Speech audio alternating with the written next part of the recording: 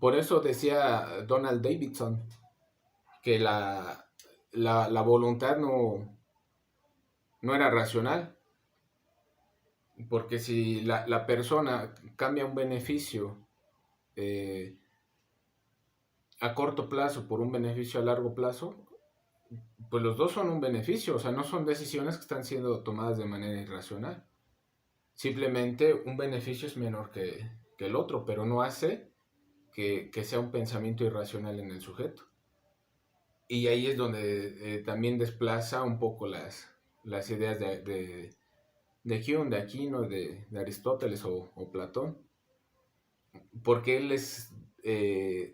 en su tesis les demuestra o refuta al menos que la razón no siempre es esclava de las pasiones, que incluso las razones a veces carecen de razón en sí misma y que la propia pasión incluso puede convertirse en cierto momento en una razón.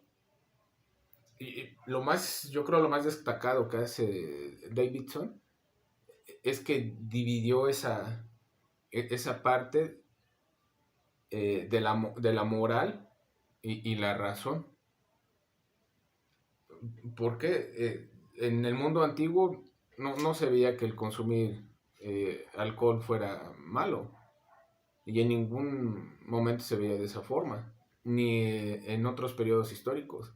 Entonces la moralidad también tiene que ver con la época, con el tiempo histórico que cada sujeto le está tocando vivir. Nietzsche tenía un problema de consumo con el opio y no era criticado. Sócrates tenía un problema de alcoholismo también, y si revisas ahí hay un puño de intelectuales en la historia del ser humano, como Einstein, con también un problema de alcoholismo fuerte.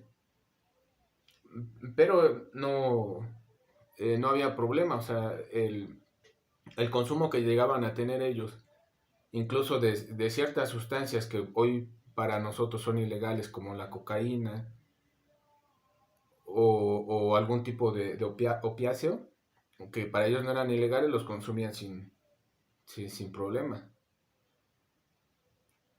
Entonces, lo que más destacaba o lo más relevante para mi punto de vista que hace Davidson al divorciar la voluntad de la moral es hacer énfasis en esa observación que también ya la había hecho Hegel. Hegel baja la moral al nivel de la cultura, del contexto, de un tiempo determinado que cada sujeto le toca vivir en un espacio-tiempo.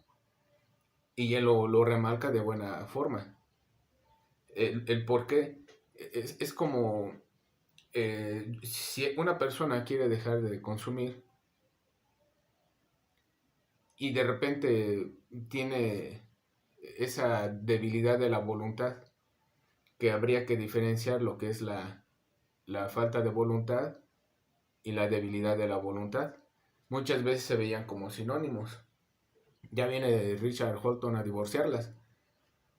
Pero bueno, esa debilidad de voluntad, como le llamaba Davidson, para él era cuando la persona sí tenía la intención de hacer un cambio, como el alcohólico que dice, no bebo después de lunes, y ya llegando a lunes, su intención de no consumir, sí la somete a juicio. Y dice, bueno, pero ¿por qué no? Y entonces cuando él somete ese juicio, pues cae en la debilidad de voluntad, porque la fuerza de voluntad que tenía en su momento de no consumir, se quedó ahí eliminada. Entonces, ahí hay una debilidad de voluntad porque cuestionó su intención primaria de no consumir. Eso podría tacharse, o se tacha, se condena hoy día dentro de nuestra cultura como algo que va en contra de los principios, donde estás faltando a tu palabra. Y se tiene esa idea cultural de que la palabra vale oro. Y no es que no tenga un valor fuerte. Sí lo tiene en nuestra cultura, por supuesto. Pero hay muchos otros factores que no se analizan dentro del sujeto y su contexto para que él haya tenido esa debilidad de la voluntad. Por eso decía Ortega y Gasset, soy yo y mis circunstancias. Es un cúmulo de razones que él tiene para volver a consumir después del lunes. Pero bueno, ¿por qué Davidson tiene el acierto de divorciar la moral eh, de la razón o de la razón de la voluntad? Porque decía es que las personas no actúan conforme a lo que les conviene, simplemente ellas actúan porque actúan y se acabó. O sea, no hay un argumento específico por el cual la persona te diga por qué lo hiciste, o sea, por qué volviste. Y muchas veces te dicen, pues, no sé, simplemente, pues lo hice y ya. Eso era algo a lo que él le llamaba el principio de Medea. Medea es el personaje histórico de los griegos, donde Medea se casa con Jasón y ella ayuda a Jasón a cometer actos incluso de homicidio y terminan siendo desterrados de su localidad. Se van a las afueras de, de otra ciudad y Jasón va en busca de víveres para regresar a donde ya están desterrados y la deja con sus dos hijos. Y de repente Medea empieza a escuchar a lo lejos, en la ciudad a donde había ido su marido, Jasón, y escucha cohetes, que hay celebraciones. Y le entra esa sensación, pues, que festejan. Pues que festejaba, pues Jasón se estaba casando con la hija del gobernante. Ahí vemos que la voluntad es ambivalente. O sea, Jasón había escogido un bien en ese momento a largo plazo, que lo que le convenía era tener una vida próspera ahí como el yerno del gobernante. Y lo que menos le convenía pues era regresar con sus hijos y con Medea. Ahí te das cuenta cómo la moral de la cultura influye. En su tiempo de ellos el infanticidio era algo que no era tan raro. Los mismos persas sacrificaban al niño cuando veían que no era conveniente que el niño naciera, porque no iba a ser un buen guerrero. Y la mamá no sucumbía en llanto, para ellos también era normal. Entonces, para Jasón abandonar a su mujer era algo normal. Si hoy día Jasón hiciera eso por interés, pues lo condenaríamos socialmente por haber hecho un acto indebido de abandonar a la mujer y los hijos. Pero ¿qué hace Medea? ¿Por qué se le llama el principio de Medea? Pues porque Medea en su acto de sensación de traición, de celos, envuelta totalmente por una pasión exacerbada, pues mata a sus hijos. Ella consideraba que eso le iba a doler a Jasón, pues los mata. Y después se mata a ella. Entonces, eso no era lo que más le convenía a Medea, entonces ¿por qué lo hizo? ¿Por qué lo hizo? O sea, ¿por qué su voluntad fue reaccionar de esa forma? Y ahí puedes visualizar lo que desea Nietzsche en el pasaje del pálido, cuando está sentado ante el juzgado y le preguntan por qué lo mataste. Y él dice que pues nada más lo hice. Sí, pero también te robaste sus pertenencias. Sí, también me las robé, pero para no sentirme tan mal porque realmente lo quería hacer.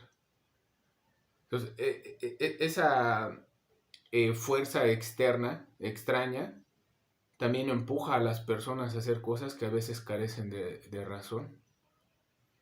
Ya están influenciadas también por muchas cosas que están en el inconsciente, pero también hay muchas cosas externas que no tienen así como un fundamento que pueda ser explicable. Y ahí puedes visualizar en esa idea de Davidson a lo que él se refería, que no siempre una premisa tiene que dar por lógica a la otra, ese principio de no contradicción. Algo parecido a lo que hace Abraham. Abraham también llega, a Abraham le llega una fuerza externa fuera de él, que es Dios, y le dice, ¿sabes qué? Necesito que te lleves a Isaac y vayas a Moría y lo sacrifiques. Llevas leña y lo das en sacrificio. Su voluntad de Dios era que Abraham hiciera eso. Pero también en ese momento era su voluntad de Abraham. Pero el sacrificar a su hijo no era lo que más le convenía a Abraham, o eso es lo que veríamos ahorita. De manera racionalizada hoy, en nuestro contexto cultural, eso sería un infanticidio y sería totalmente condenado social y legalmente. Más sin en cambio, Abraham en su voluntad dice, pues sí, lo sacrifico. Porque su bien mayor a largo plazo era la promesa que le había hecho Dios.